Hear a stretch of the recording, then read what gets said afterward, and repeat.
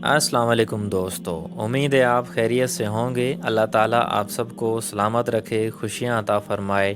بڑھتے ہیں سعودی عرب کی اہم خبروں کی جانب۔ سعودی عرب میں لوگوں تک ان کے آرڈرز پہنچانے کے لیے اڑنے والے ڈلیوری مین کی ویڈیو وائرل ہو گئی۔ العربیہ نیٹ کے مطابق سعودی عرب میں سوشل میڈیا پر لوگوں کے آرڈر ڈلیوری کرنے والے ایک ایسے شہری کی ویڈیو وائرل ہو رہی ہے جس میں دیکھا جا سکتا ہے کہ ایک ڈلیوری مین اڑتے ہوئے لوگوں کے متعلقہ آرڈر ان کے گھروں تک پہنچا رہا ہے۔ بتایا گیا ہے کہ اڑنے والا یہ ڈلیوری مین اپنے اس مقصد کو پورا کرنے کے لیے ایک انجن کا استعمال کرتا ہے جس کی مدد سے وہ لوگوں کے آرڈر کی سپلائی کے لیے اڑ کر ایک ٹاور سے دوسرے ٹاور تک پہنچتا ہے۔ تاہم یہ ویڈیو وائرل ہو گئی۔ موجودہ دور میں ٹیکنالوجی نے ہر کام میں جدت اور آسانی پیدا کر دی ہے اور سائنسی ترقی نے دنیا میں انقلاب برپا کر دیا ہے۔ اب کوئی کام مشکل نہیں رہا بلکہ ہر کام کے لیے چھوٹی بڑی مشینیں ہیں تاکہ مشکل کام کو بھی آسان بنایا جا سکے۔ اس کے علاوہ خبر ہے کہ سعودی عرب میں پاکستانی خاتون نے ملک کا نام روشن کر دیا۔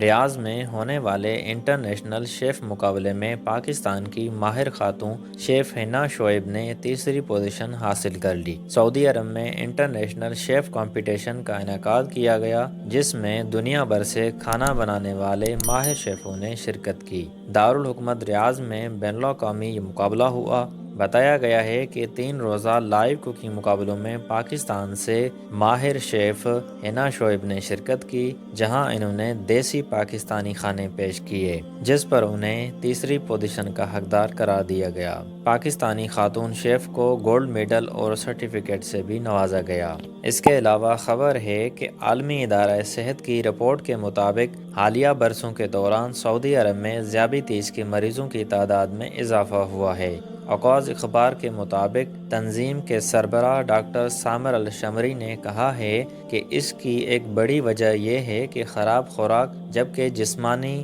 ورزش کا فقدان اور فاسٹ فوڈ ریسٹوران کا رواج ہے۔ فاسٹ فوڈ کے رواج نے معاشرے میں حد سے زیادہ موٹاپا عام کر دیا ہے۔